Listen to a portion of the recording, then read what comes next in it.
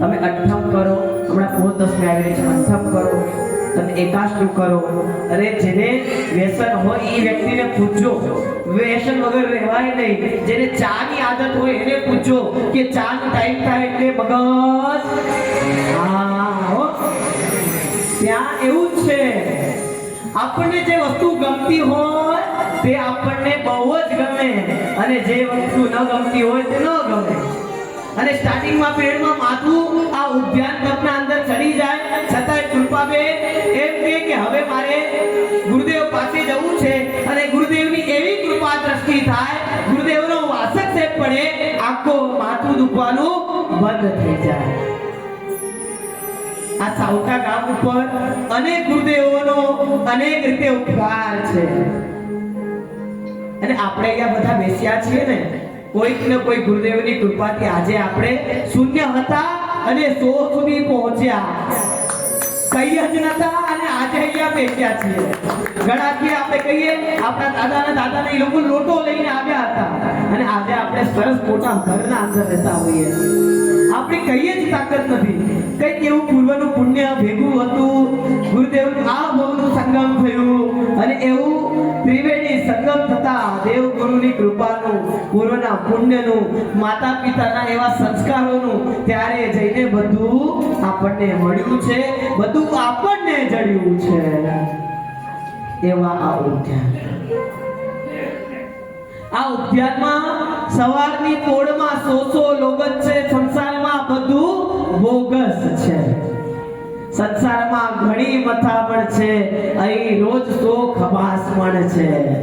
સંસારમાં હું મારો ને તું મારો ને હું તારો ને તું મારો ની મથામણ છે, અહીં રોજ 100 ખબાસમણ છે. સંસારમાં એટલું બધું હેરાનગતિ છે, ત્યાં 20 નૌકાર વાળી છે. આખો દિવસ ધર્મમય પસાર કરવો, એક એવું શ્રવણ જીવનનો સ્વાદ ચાખવો એટલે ઉદ્યાન તપ.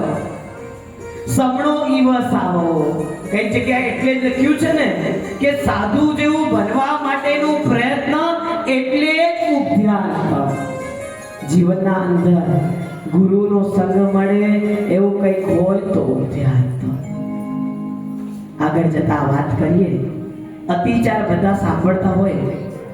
14 ના અંદર સંવત્સરીમાં પક્ષીના દિવસે આપણે જે અતિચાર સાંભળી ને, એ અતિચારમાં એક શબ્દ આવ્યું છે, યોગોપદાનહીન અનેરા કને ભણી અનેરો ગુરુ કયો. યોગોપદાન કરીને સૂત્રો ભણવાના હોય. આપણે બોલીએ છીએ સૂત્રો, પણ હજી આપણે સૂત્રોનો લાયસન્સ નથી. આપણે ગાડી ચલાવીએ, વિધાઉટ લાયસન્સ ચલાવીએ અને પોલીસ વાળા પકડે. તો સાવટાની વાત જુદી છે, સાવટા ગામની વાત જુદી છે, પોલીસ વાળા પકડતા જ નથી. પણ અમારે ત્યાં સપોઝ કોઈ ગાડી લઈને નીકળ્યા હોય અને લાયસન્સ વગર ચલાવે તો પછી ગાડીવાળા 5,000નો ફાઇન ડાયરેક્ટ મૂકી દે, 500,000 જે હોય. પણ પોલીસ વાળાને થોડો તો વાત જુદી છે. તેમજ આપણે જે સૂત્રો ભણીએ છીએ, સૂત્રો માટે લાયસન્સ હોય એટલે આ ઉદ્યાનનો લાયસન્સ.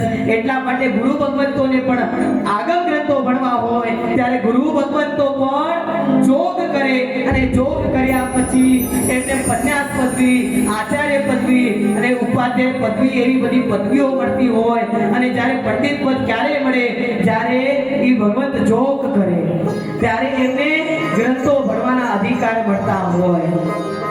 આ એટલું મહત્વનું આ ઉદ્યાન તપ છે, જેના કારણે કરીને નમસ્કાર મહામંત્ર એટલે નવકાર મહામંત્રનો લાયસન્સ મળી જાય, ઈર્યાવયનો લાયસન્સ મળી જાય, નમો તૃણમ વગેરે સૂત્રનો લાયસન્સ મળી જાય. એકવાર જીવનમાં ચોક્કસ કરવા જેવો છે. એક સુંદર મજાના એક એવા વાતાવરણમાં રહેવું એ પણ બહુ ટફ છે. મેં પહેલા જ કીધું, આપણે બધા એક દીકરો, આપણા 2-3 દીકરા હોય એમાંથી આપણે બધા પાસે એક દીકરો હોય.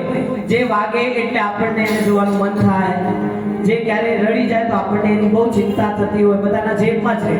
એને ક્યાં જતો હોય ને તો આપણે કોઈનું સેમસંગનું છે, કોઈનું એમઆઈનું છે, કોઈનું આઈફોનનું છે, બધાનું અલગ અલગ, કોઈનું નોકિયાનું છે, અલગ અલગ કંપનીનો જે દીકરો આપણે વસાવેલો છે, આપણે કોઈ સ્ક્રીન ટચ છે તો કોઈ બટન વાળું છે, સમજી ગયા છો?